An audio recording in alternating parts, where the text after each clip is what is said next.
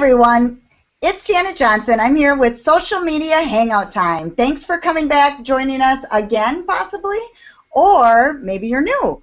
Well, if you're new, we're in for a treat. We've been doing a little transition with our show right now. It's a possible transition, and I'm here today with Terry Bean, who I happen to have gone to high school with way back when, and, well, not that far back, but anyway, I don't want to age myself. 7, 8 years. Yeah, exactly. But we're looking at changing a little bit of Social Media Hangout Time and having Terry as the co-host, or host, or double host, whatever, how it works. He's kind of the new Kimmy. I know he looks really, really like her and everything, but... Separated at birth. She's a little taller than I am. Yeah, I think she has a little more hair, that's all. Well, we want to talk today about having a show and the specifics to having a show. Terry has a lot of questions, and I think a lot of people out there might have a lot of questions with how to run a show, and some people are strictly YouTube. Some people are strictly doing a Google Hangout show live. A lot of people run these live, and some people are doing strictly a podcast. Some crazy people like me kind of mix it all together, and so it makes it a little more difficult, but I just feel like I want to get out to more places, and I need the visual in there too. So, Terry, go ahead and fire away, and let's start this discussion. What would you like to ask first? Yeah, so I think it's awesome, right? I've kicked around the idea of doing a blog or having Blog Talk Radio. I've done blogging. I've written blogs for, probably since 2007 and 8. I've done some video stuff where I take my phone and I hold it in front of my face and I talk for 2 minutes and then cut. And, I've done all of these different things, but the one thing I haven't done with any of them is remain consistent. Isn't consistency like the biggest key to it? It really is. When we started the show, we were very consistent every single Thursday. Every single Thursday, no matter what, we were getting a show out. And it is very important, but it isn't the end-all either. But you just want to stay having a show. I mean, I think a lot of people all hear different opinions. Ralph, I'm going to give you a shout-out from Web Search Social. Those guys are amazing with their consistency. They're amazing with their consistency on their email campaign, depending on what it is. I think you need to set a schedule and keep that schedule consistent, but life does get in the way, so sometimes things can come up that, you can change it. Or, we didn't launch on a holiday.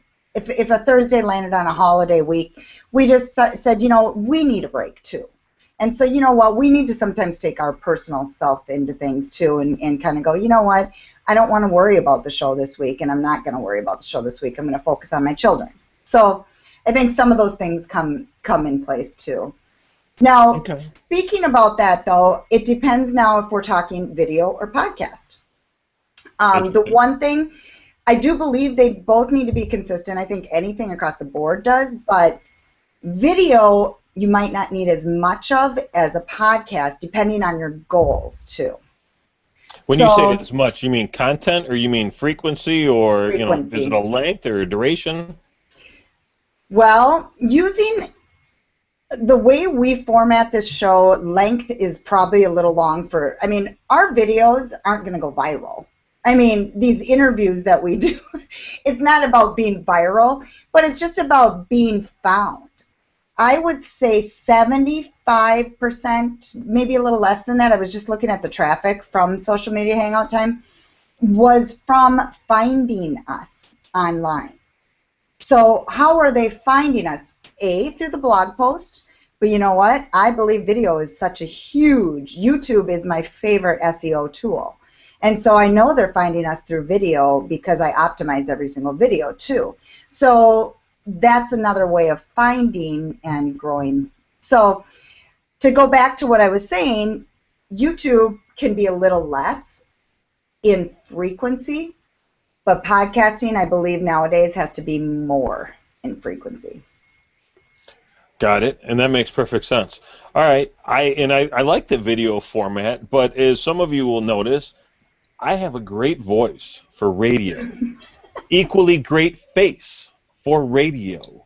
So I'm a little nervous. Like, are there times when the camera's not on me and it's just on you? How does the split screen thing happen?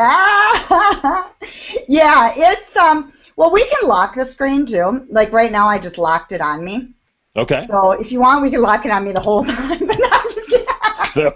They'd be like, oh, this show's so much prettier all of a sudden. But the thing is, it's whoever's speaking, it goes back and forth. And when we're interviewing three people, when three people are on, I find locking the screen isn't a necessity because you want to have it jump to whoever's talking. If we had 10 people on, you got to lock the screen because there's, somebody typing on a keyboard would turn the screen onto them. So with three people, we just keep it open. But yeah, it goes back and forth. And in the end, it's just, it's about, personally, why I like the video too is I'm looking at the person. It's a whole nother level of meeting people when I'm interviewing versus not seeing them. I was on Ralph's podcast recently, Web Search Social. Like I said, they have an excellent podcast, and they've been doing 4 podcasts a week. But I think it's 4, maybe even 5. They just amazing how much the time they've devoted to it. But it is a little bit easier because they're just strictly doing it podcast, not video. So I mean, I need an hour to put on all my makeup and everything, So I mean, that adds time right there. Right. You should see how much time it takes me to look this good. Exactly. So there's plus and minuses. My thought on a future would be to have, I think you do need more podcasts. So to have one video per week that would be where we're interviewing somebody, and possibly 1 to 2 per week, and you could even do 2 per week, just podcast only, to get more podcasts out there. And those 2, like Web Search Social does, they read their, obviously they don't act like they're reading, but they read their blog posts. So it would force you to do your blogging, once per week, and then you would have a short show. I've done some short shows where I did a 10-minute quick video and turned that into a podcast. It was just a 10-minute show by myself.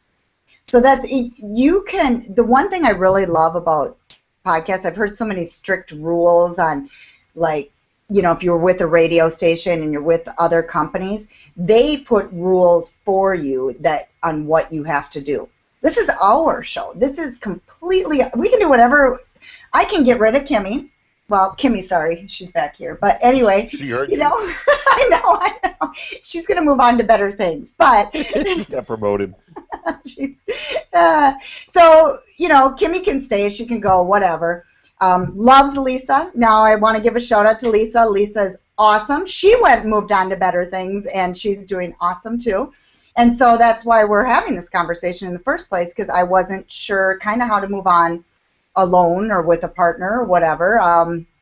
It's just not as exciting without a partner, somebody to kind of, I know a lot of people do podcasts all by themselves, but it's just a little more fun to just have somebody that you can spin the ideas off of and that kind of thing too. So that you said a bunch of different things there. One of the things I liked was the idea of doing a couple 3 podcasts and then 1 actual video. So, and I don't remember if we actually talked about this, but my thought was, what if the video was kind of you interviewed somebody, but then had a whole different section of the video where you just talked about what the podcasts were about and what you learned and some of the highlights from that too. So you can use that exposure, that content, multiple times and get the value of it in multiple places, like you had said earlier. Does that make sense? Absolutely. And one of the things that I'm a big user of, this is what I'm looking to do my book on, is video and being social with video. Well, because Facebook is loving video right now and video exposure is so much bigger, your reach goes so much further with video on Facebook than any other, whether it's pictures or sharing blog posts, nothing compares. So what I've been doing with these shows is downloading them to my computer, and it can be a little bit of work, but you know what, it can be worth it in the end. And I edit and clip just one tip, one small thing in the video that's maybe 30 seconds, minute, and then that's what I upload to Facebook to promote the show. Great idea. And is that easy to do? Does that take like 5 minutes, or is that like an hour-long process, and No, you need no, software for it? no. I use the plain old one on my computer Okay. and Movie Maker, whatever it is. And the only thing that takes time is downloading it to there, because obviously when it's a half-hour show, it takes a little bit of time. But clipping it and finding the clip is no problem at all. Like when Ralph came on our show, he turned into a puppet, which was Oh, hilarious. Yeah. good. Yeah, he Am I turned into letting a you puppet. down by not doing that? Is this a No, subtle hint? I'm okay. no. 'Cause You might let Ralph down, though, I have to say. We got to ask Ralph because he definitely loved Kimmy the Puppet. I He might could have to have a guest appearance once in a while or something, but maybe Ralph can be on the new Kimmy show. That could be something. exactly. There's ways. We definitely, yeah. So, but I clipped that piece of it, just that piece when he turned into the puppet, made it fun, and then that's what I posted on Facebook to draw attention. So you can use the videos in multiple ways, and the other thing you could do is use the podcast in multiple ways, where you are reusing the content over and over. We created images of tips that people gave, and the other idea is even doing ebooks down the road of the different guests and what they teach. So, and then Oh, you feature them. So could be a revenue model. revenue That's model. Ooh, I yeah. like that phrase. Let's talk about that in a minute. But before I Okay. get there, so while we were having this conversation, I clicked over to my YouTube channel and I looked at the scads of videos that I've done over the past 3 years. There's probably 70 of them. Of those 70, the vast majority are me holding the phone and talking, and there's a few where I'm walking around and talking about something else. There's a couple that were actually professionally done that look much better than me holding the phone, shockingly. What the common theme is, though, most of them have less than 50 views. I don't ever promote them. I don't like the idea of promoting myself. I feel like a tool doing that. Mm-hmm. I understand that video is powerful for SEO. I have one video that I did about a Jeep Cherokee when it first got released in 2013, where I just did a walk around of this car. It's a 5.5 minute video. The thing's got 25,000 views. That is remarkable compared to all the rest of the views I have, because I think number two is like at 1,500. So I didn't promote that much more. I think I threw it on a blog page on my blog, and I may have posted it a couple of places. But I assume that that's mostly search as opposed to promotion. Is that Yeah. true for all videos? That was a really long question, but there's the question. How do most videos get found anymore? Yeah, search is a big one. Search is a very big one. The other side of it is this is one thing that Lisa and I were headed to do, and we never got there. We did it once. Poor Ralph was the guinea pig on that one. But he was a good sport because my internet went down the second we went live. But eventually I would like this to also be recorded live. And what that does is then you can get to your Google Plus and build a great fan base there. So you're actually doing events on Google Plus, and then you can promote directly. There's a lot of pieces to that, but you can promote directly to the people that you circle, and then you can get interaction and more followers, that kind of thing. So that can really ramp up your podcast too, because maybe people like to watch like a webinar. They like to be live and be able to interact with it. That's it's documented that's definitely liked. But then they can also, if they can't catch it, they can have the convenience of putting it on their phone and having it as a podcast. Ryan Hanley is excellent at this. Ryan Hanley has been doing the Google Plus Hangouts, and I know he gets a huge crowd, maybe 100 plus, just watching live. But then he also, obviously puts it on video, optimizes that, and then he has the podcast. So he's been doing that for a couple of years, and congrats, he just launched his book too, so it'd be great to have him on our show too, talking about his book. Always good to have people write. That's good. So Interesting, very interesting. Now I know Google Plus is something that I still feel like is an empty hallway a lot of times. You are one of the few people I see on there often. I see Michelle Price. I see a few other people fairly consistently. I'm always looking at the number of views that my profile has gotten there, and that number consistently goes up. I actually looked at yours yesterday. Between the two of us, we have just north of 200,000 views, which seems like a good number to me. Because I've looked at other people who are very prominent in social media here in the Detroit area that don't have 2 or 3,000 views because they pay zero attention to the site. Got So it. I know that platform's growing, and I feel like YouTube's such a natural tie-in. So I like the idea of live. Is there any way, because this little podcast or this video that we're doing, this hangout, says live in the upper right-hand corner now, is there any way anyone could sneak in and be watching this as we speak? I set it up as private. You set it up as private, so no. But we could have had it public just as easily. We could have. I could have just said, put it out to the world. And, I did that once not knowing what I was doing on one of the first ones, and somebody's like, I'm coming. I'm like, I didn't hear it live. It was great. I would welcome that. I would love this if it were live and you were just like, oh, shit, I can't believe I just said, oh, shit. Oh, it's live, and now everybody heard it. Oh, no, they know it's over. They know I swear. What am I going to do?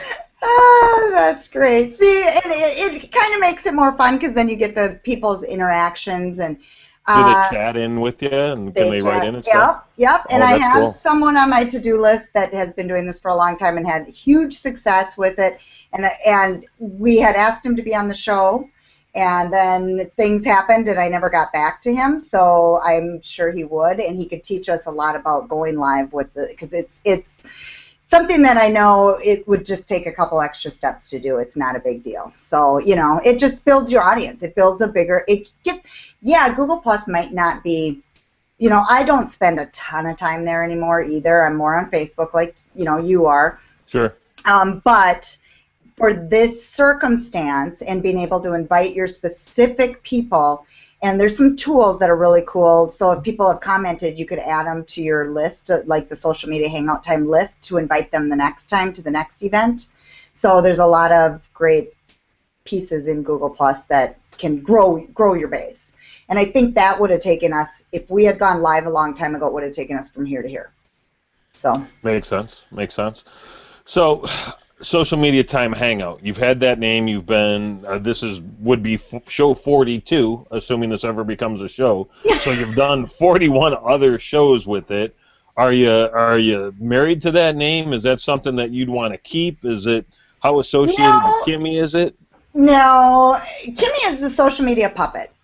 Okay. So Kimmy is the social media puppet. So. If you Google social media puppet, you're going to see Kimmy. Kimmy. It's all Kimmy, and then Ford had a sock puppet at one point. And they retired the sock puppet, and I still don't know why. It was a cute little thing. But anyway, so she's the social media puppet. Is she tied to social media hangout time? Whatever. No, not really. As for the name, I grabbed it out of the air. I think it's kind of a cool name. The biggest thing that I would have a hard time with switching is that we have a whole entire website. So nice. The back end of it is done. I mean, if you look at the steps to starting a podcast, you have to have, and we have the video side of it too. So we have, the exposure on the YouTube channel, the YouTube channel set up. Obviously, branding would need to be changed, that kind of thing. But on a podcast, you've got to get the hosting. So I don't know if you know anything about that, but we use Libsyn. Libsyn tends to be a favorite of many. I did a lot of research, and so we use that and pay a monthly fee. It's very minute, but I think right now we're at about $15 a month. Okay. We'll have to move up to probably, as you grow, then the more you get in there, obviously, the more you pay. Sure. So, and then the website is completely done, all laid out. Everything's finished on that, and that was obviously building a whole entire WordPress site from scratch was quite a bit of work. Other than that, no. It's just the work behind, getting it all set. figuring out the layout too, that's the other thing, is when this show is done, I will send off the YouTube video to the graphic designer and my assistant that helps me with these things, the virtual assistant. And then what she does, the graphic guy does a YouTube thumbnail, because I don't know if you've scrolled down my channel, but the channel has all custom thumbnails on it. Fancy. Yeah, well, yeah, that's the only way I want it to be. I always make sure we do custom thumbnails. And then second piece is he does graphics. And he knows exactly what to do now because we've done a number of shows. But it's a learning curve at the beginning. So we have a couple graphics that we need specific sizing to share on social media. And then I have to send the picture of the guest that we've interviewed so that he could put the guest, and then we promote that guest as much as possible too. The virtual, go ahead. Do you have a question? I was just saying that makes sense. I was agreeing. Oh, okay. Then the virtual assistant, what she does, we've trained her now to transcribe it, and she transcribes the entire thing, and we put the transcription in the show notes. And then it's also on YouTube too, the transcribing of it.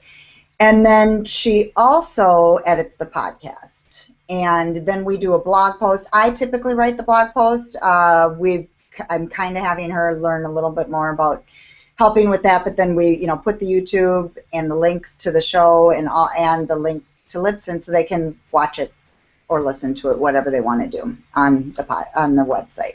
So that's kind of the steps involved. Okay. I'm trying to think. Her podcast editing is very time consuming. Transcribing is very time consuming. I could see transcribing being time-consuming. What's long about editing a podcast? Well, you got to go through and fixes and... Exactly. Okay. Yeah, that can take you a couple hours. Mm-hmm. Is that worth doing? Isn't it better to keep it somewhat authentic, or no? I keep all YouTube videos authentic. Okay. But I know when you're listening in the ear, and it's like, well, now I have to edit your swearing out. No, I'm just kidding. Yeah, right. Nobody wants to listen to that crap. So, you want to edit certain things, but it's not the end of the world not to edit everything. So I told her don't be super picky about it, but just make sure that you're kind of getting some of the ums and ahs out of there, that kind of thing. It's just annoying to listen to because I listen to a number of podcasts, and when it's right in your ear, you catch so much more than if you're just, if you're watching a YouTube video, you're probably doing something else or whatever, and it's not as noticeable. So. It's an interesting point. So what a perfect segue. You just laid out a bunch of expenses that the show has and incurs.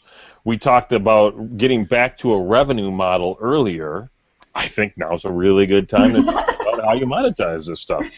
Well, I could even learn more, and I know there's even more ways to do it.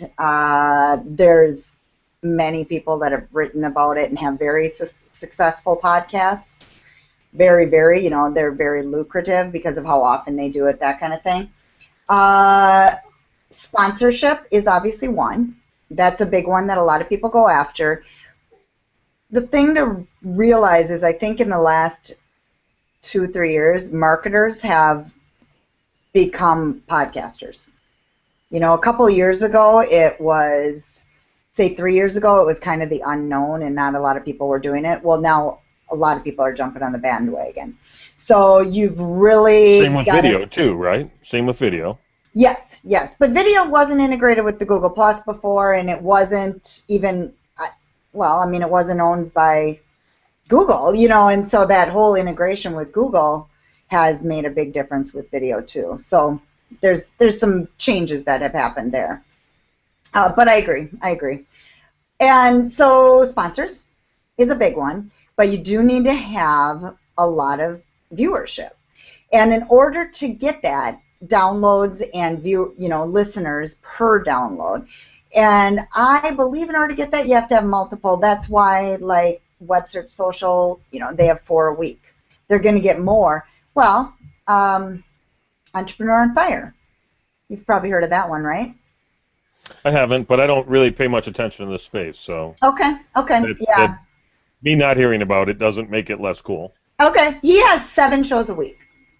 7 shows a week, yeah. And he documents how much money he makes. He has Paradise, Sorry. I can't think of the name of it, but Podcaster Paradise. Podcaster's Paradise. Okay. And Nice podcast, that one is, he teaches about how he's making all the money that he's making. John D. Loomis. Sorry, all these names are finally coming to me. So John D. Loomis, he's the one that, and I believe at one point he was making $30,000 a month just from sponsors. So he could afford the Lipson at $15 a month? Exactly. Nice. So if you think about it, but he's sponsored. You know, that's one way he makes the money is sponsorship. But from that, his membership, that membership program makes him an incredible amount of money. And he completely tells everybody what he's making.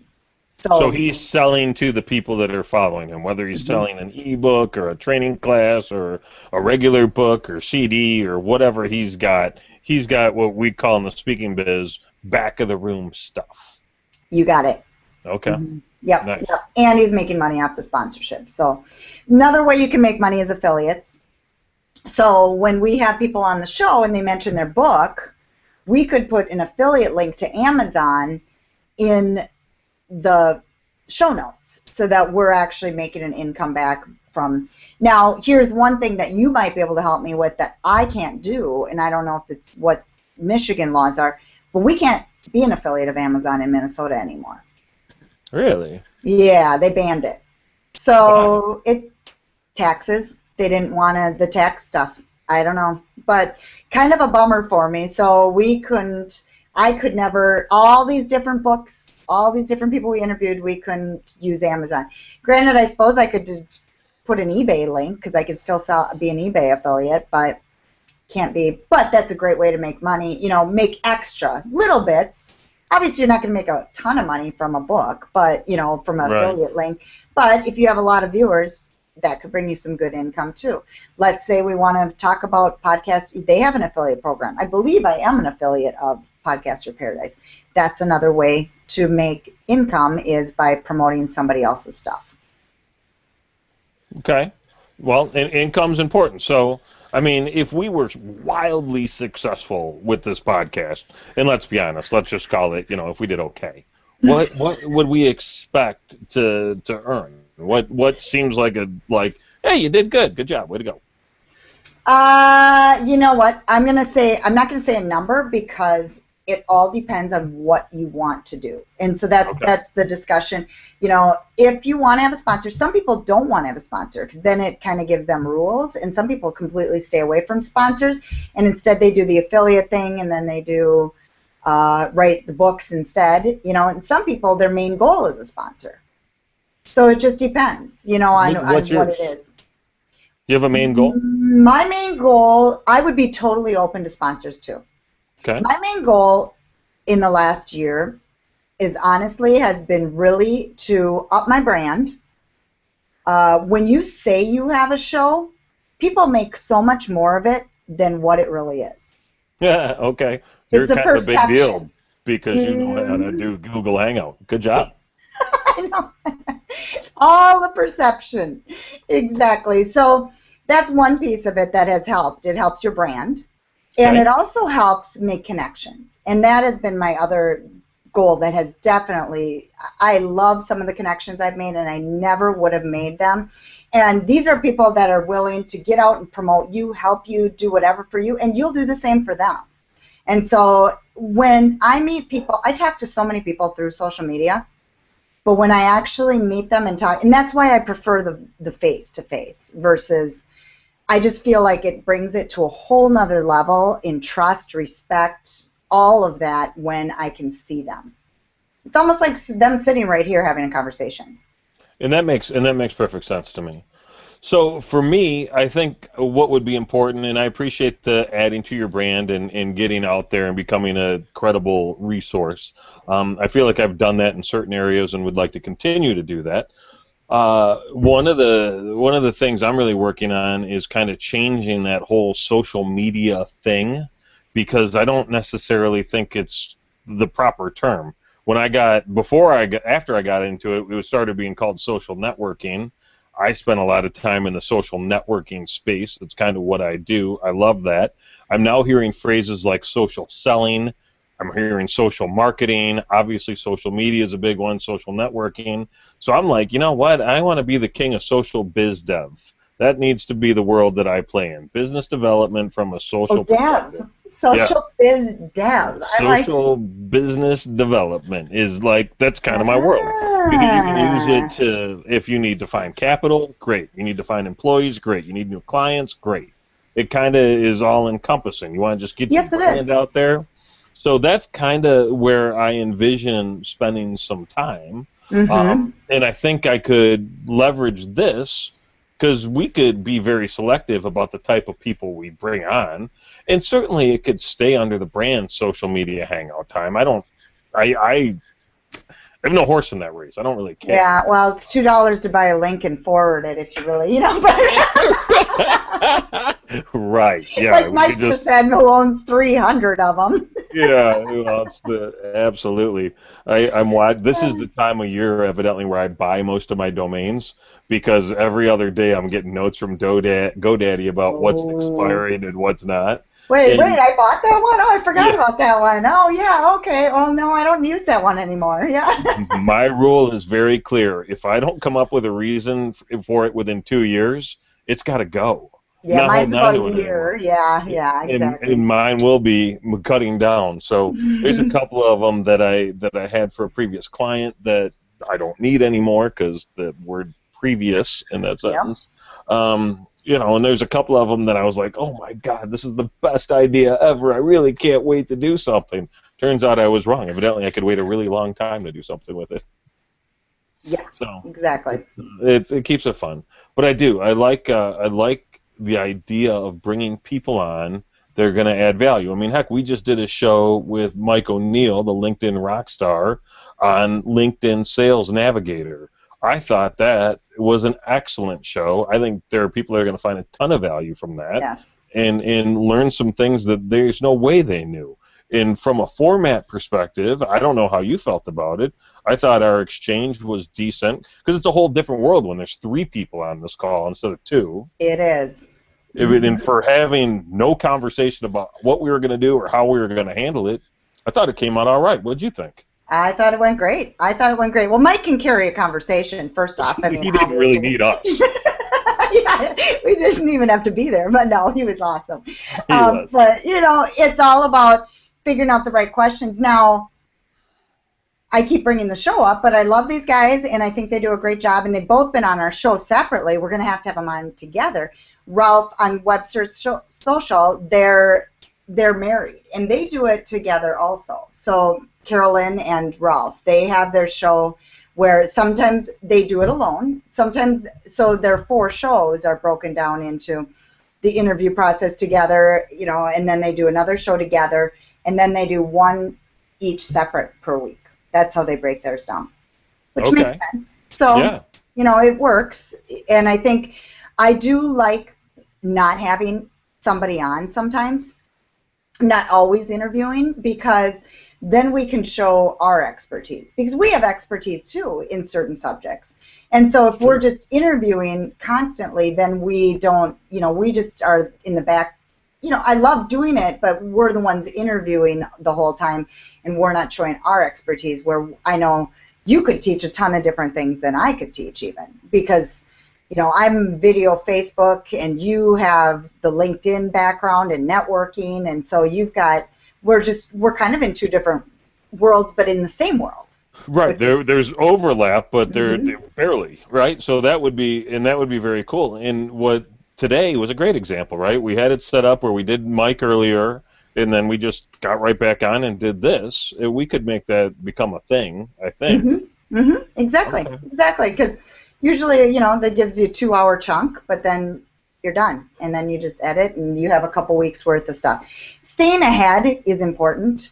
When you Yeah. get behind and you're at the last minute trying to find somebody to get on the show, ooh, that gets nerve-wracking. So to stay really ahead is a big thing for me.